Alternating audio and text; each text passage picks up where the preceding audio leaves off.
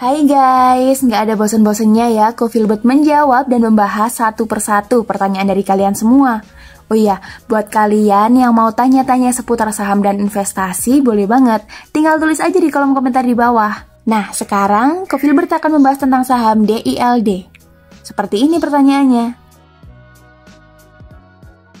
Kak, tolong analisakan saham DKFT dan DILD ya. Terima kasih. Halo semua, kembali lagi bersama saya Filbert dari komunitas Filbert Game Plan.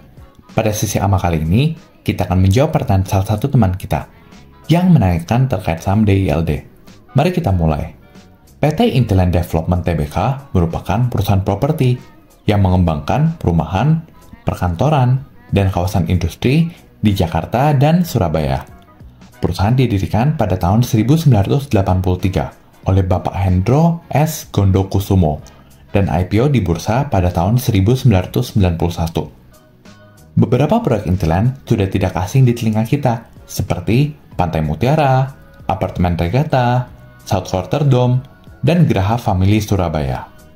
Intiland, sama seperti perusahaan properti pada umumnya, memiliki cadangan land bank yang besar, yaitu 2.100 hektar, yang cukup untuk pengembangan sampai 20 tahun mendatang. Bila bicara properti, tentu salah satu hal yang ingin kita cek adalah marketing sales historis, di mana angka ini akan memberikan gambaran kinerja di masa depan ketika dibukukan sebagai revenue.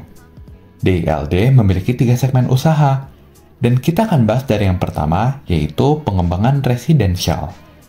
Angkanya untuk marketing sales ada di 790 miliar di 2020, 1,3 triliun di 2021, 1 triliun di 2022, 610 miliar di 2023, sedangkan untuk 9 month 2024, perusahaan telah mencatatkan marketing sales 810 miliar, didukung oleh proyek Surabaya.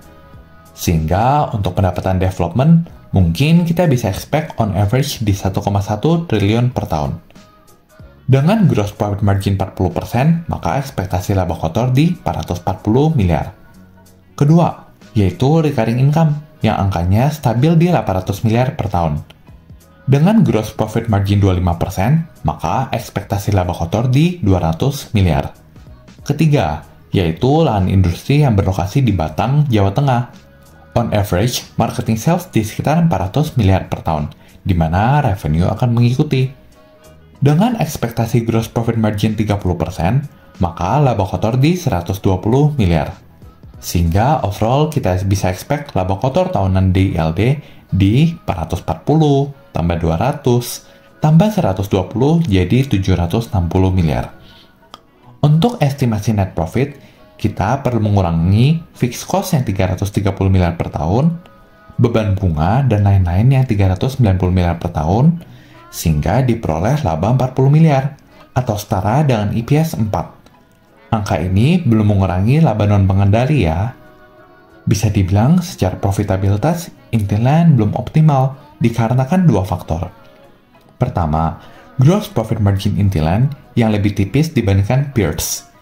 Sebagai contoh, recurring Pakuwon, gross profit marginnya bisa di atas 50%. Dan untuk pengembangan hunian BSDE bisa mencatatkan gross profit margin di atas 60%. Hal serupa juga terjadi pada kawasan industri mereka. Kedua, Intiland harus terbebani beban bunga yang tinggi, yaitu 400 miliar per tahun. Sehingga untuk Intiland, bila kita menilai secara earning power, relatif sulit, dan lebih baik diperlakukan sebagai asset play. Oke, sekian untuk video kali ini. Semoga bermanfaat, dan bila kalian ingin request saham apa, silahkan leave di komen ya. And see you guys in the next video. Bye-bye!